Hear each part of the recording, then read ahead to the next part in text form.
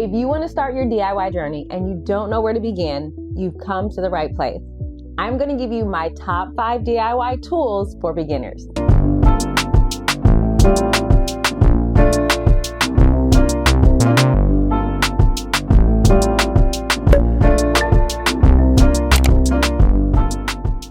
You've watched the videos. You've seen people go from builder grade to beautiful all on their own, without a contractor, without hiring anyone, just using their time and patience and tools in their garage.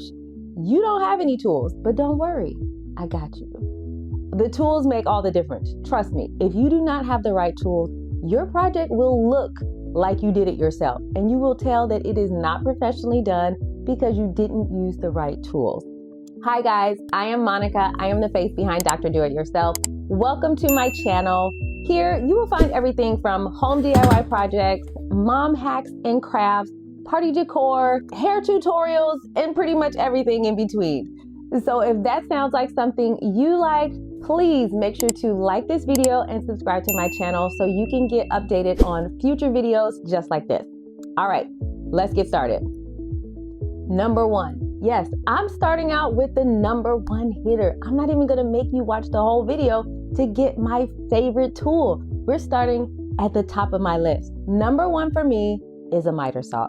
So funny thing is, a miter saw is actually how I got started with doing DIY. So when my husband and I bought our first home together, my dad got us a housewarming gift, and one of those gifts was a miter saw. Pretty much that changed my life because you can do so much with a miter saw. It makes sharp precision cuts very quickly. You can also do angle cuts. You can do bevel cuts, so you can cut things like crown molding or make 45-degree cuts to make a box or square if you're doing something like maybe picture frame molding. It is absolutely essential for a DIYer. Now, with miter saws, you need to pay attention to what kind of miter saw to get. If I were to recommend a miter saw, I would definitely get a sliding miter saw. You're going to be able to cut a longer piece of wood, and you'll just notice the difference if you don't have one that slides, which actually right now I do not have one that slides because my sliding one broke and I didn't think it was that big of a deal until I got the kind that did not slide, and I was like, ooh, I should have got a sliding one. But anyway, that's a whole nother story. Now, when you're shopping miter saws, it's going to give you numbers. It may say 8-inch, 10-inch, 12-inch.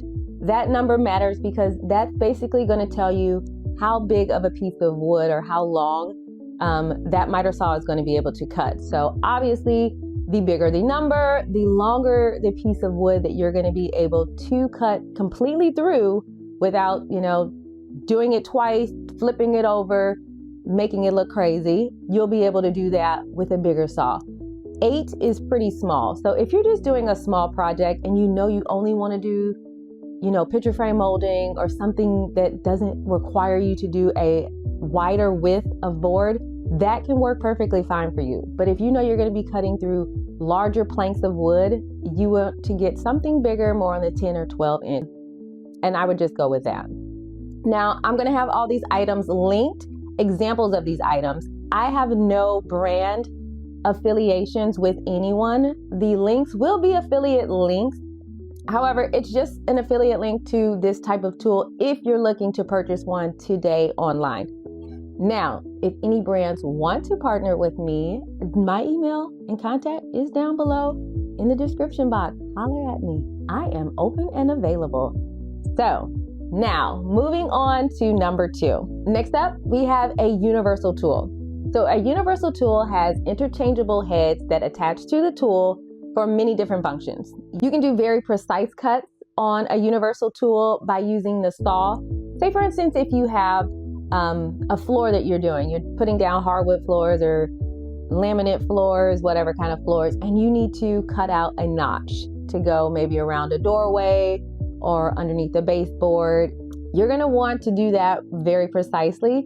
You can draw it out and then just follow along the line using the universal tool. You cannot do this with the miter saw because when the blade circulates around, it's going to make a deep cut on the wood, and you're going to be able to see that when you install it, and you do not want to do that. You can also attach things like a grout blade on there if you need to cut out grout. You can even attach a sander to it if you need to get into small corners, which is what I use it for also. It has so many different functions, so it's good to get that tool because it can do so many different things. All right, next we have a drill. A drill is very important. A drill is more than just a drill to drill holes. That's one of the things that it does, and that's very important. But also this can be interchangeable as an electric screwdriver. So if you are putting something together, even if you got something from maybe IKEA and you have a bunch of things that you have to screw in, you don't want to screw that by hand just using a screwdriver.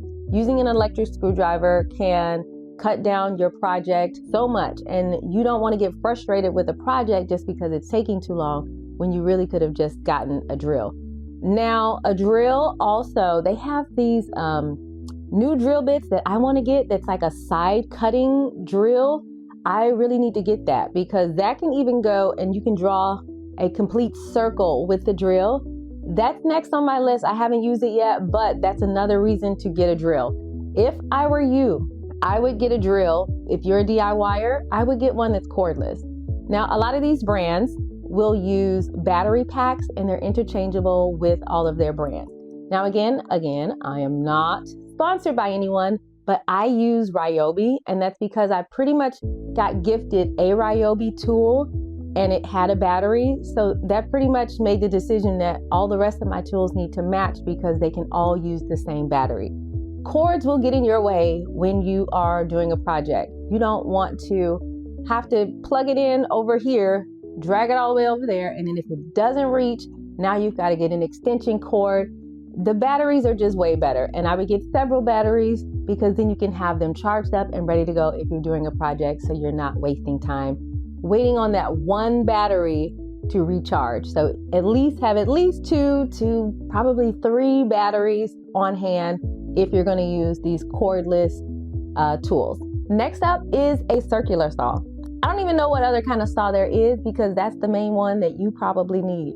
I had another kind before, maybe like a belt. It wasn't a belt because it didn't go all the way around, but it was just a square one and it was awful. It was just a vibrating one. It kind of just vibrated back and forth. It was terrible compared to the circular saw. One of my DIY friends from online told me, you need to get a circular saw. It's way better, and they were right. So a circular saw is going to be good for if you're maybe redoing cabinets, or if you have any raw wood that you want to paint, or if you're redoing, furniture, that's what you're going to use for that. It's very good. It's not going to get into small corners, but again, that's where you may have to do some hand sanding, or you can use your universal tool and attach a maybe triangle or square attachment with a sander on there to get those little corners. And finally, a nail gun. These are fun to use, but obviously this is something that's going to be used and it's going to cut down your time doing a DIY project greatly. It's very, very useful because obviously we're not back in the old days. We're not taking a nail and a hammer and banging it in there because who has time for that? So a nail gun can actually secure something into the wall. If you're doing an accent wall, you definitely need a nail gun. Definitely need a nail gun. A lot of people will use glue. I don't use glue on my accent walls at all because I think it causes too much damage to the wall. I prefer to use solely a nail gun, and I have not had any issues. None of my boards have ever fallen off when I've done a project like that. Now, again, with a nail gun, you want to be cordless with a nail gun. I started off with one that was connected to a compressor. That was the worst thing ever. It's okay, and I know a lot of professionals will use it because it gives you a lot more power, but for DIY projects, we're not building a whole house, so you don't need it. And it was just, you have to wait for it to load up like the compressor, and it's very, very loud. The nail gun, the electric nail gun, runs on the same battery. Remember, if you get something that connected all the same tools using the same battery, it would run on that same battery. And if you're climbing up a ladder to attach something to the wall that's really high up, you're not going to want to have a string hanging down. Just something else for you to trip over and make a funny bloopers video as you're doing your DIY project. We don't need that. But a nail gun is very useful. Different types of nails. You can start off from very small nails to longer nails. You can hang things like trim, crown molding, baseboards, like I said, accent walls. Very, very useful. Time saver, and they're kind of fun to use. You're like, don't do that. No, don't do that.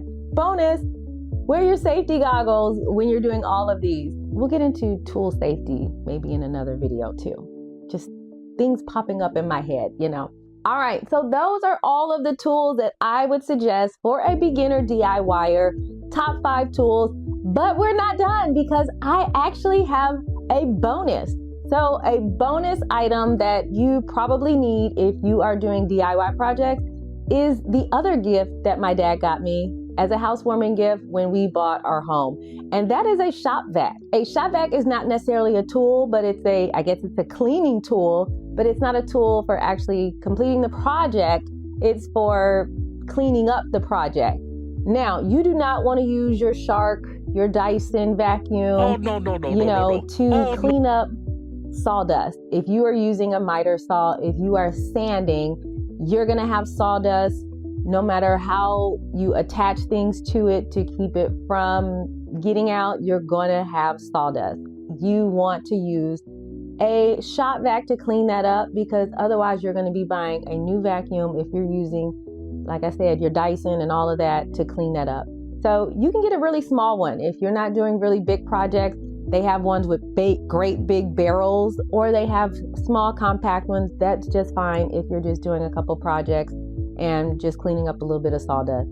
They are excellent to have, and I highly recommend them. See, look at me giving you bonus tips. See, you thought you were just getting 5 tools. You even got a little bonus. That's what we do here. We give you more, okay? Well, that is all, you guys. I hope you enjoyed this video. And if you are still watching, thank you so much. Thank you for watching my channel. Thank you for watching my videos. I hope that this is helpful to you. If you like this video and you are still here and you want to see more things like this, please, please, please make sure to like this video, subscribe to my channel. You can also sign up for my email list so I can send you updates on things that I'm doing. Follow me on all platforms. I am Dr. Do It Yourself on all platforms. You can find me pretty much anywhere. And I hope you have a great day. If you want some more videos like this, please let me know what kind of videos you would like to see. If there are some topics or things that you have questions about, if you've been watching me on other platforms like Instagram and TikTok and you are here, thank you, and tell me what you think. What do you want to hear? What do you have questions on? I am here for you. Let's build this community. Thank you again so much, and I will see you next time.